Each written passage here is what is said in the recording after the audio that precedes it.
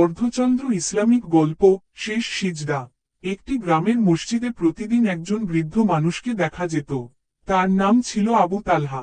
বয়স অনেক হলেও তিনি কখনো জামাতে নামাজ মিস করতেন না। ফজরের আজানের আগেই তিনি মসজিদে এসে বসে থাকতেন। হাতে থাকত একটি পুরনো তাসবিহ। গ্রামের মানুষ তাকে খুব সম্মান করত।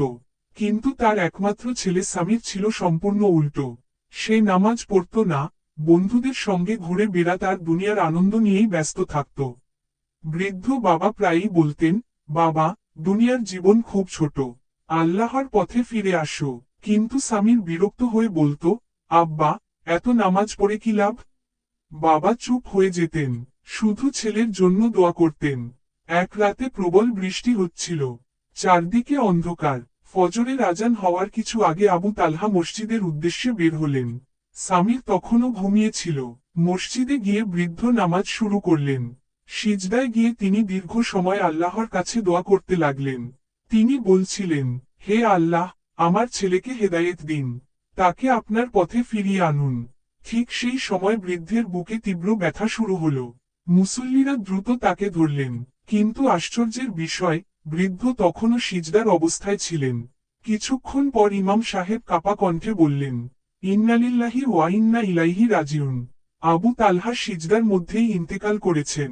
পুরো গ্রামে খবর ছড়িয়ে পড়ল। সামির দৌড়ে মসজিদে এলো। বাবাকে সিজদার জায়গায় নিথর পড়ে থাকতে দেখে সে ভেঙে পড়ল। সে বাবার হাত ধরে কাঁদতে লাগলো। তার মনে পড়তে লাগলো, কতবার বাবা তাকে নামাজের জন্য ডেকেছেন, আর সে অবহেলা করেছে। দাফনের পর রাতে সামির ঘুমাতে পারল না। বাবার শেষ সিজদার দৃশ্য বারবার চোখে ভাসছিল। ফজরের সময় হঠাৎ মসজিদ থেকে আজানের শব্দ ভেসে এলো। সামিরের বুক কেঁপে উঠল। সে ধীরে ধীরে উঠে ওযু করল। জীবনে প্রথমবার সে নিজে থেকে ফজরের নামাজ পড়তে মসজিদে গেল। নামাজ শেষে ইমাম সাহেব তার কাঁধে হাত রেখে বললেন, তোমার বাবা খুব ভাগ্যবান ছিলেন।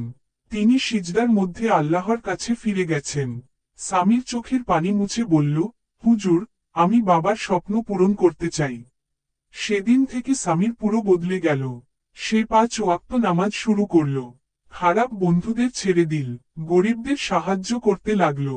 যে মানুষ একসময় তাকে বখাটে বলতো, তারাই এখন সম্মান করতে লাগলো। প্রতিদিন ফজরের পর সে বাবার কবরের পাশে দাঁড়িয়ে দোয়া করত।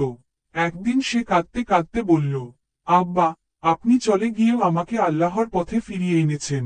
গ্রামের মানুষ বলতো, একজন নেককার বাবার দোয়া মৃত্যুর পরও সন্তানের জীবন বদলে দিতে পারে। দুটি শিক্ষা, নামাজ মানুষকে আল্লাহর নিকটবর্তী করে।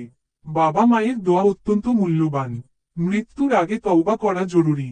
নেককার মানুষের প্রভাব মৃত্যুর পরও থেকে যায়।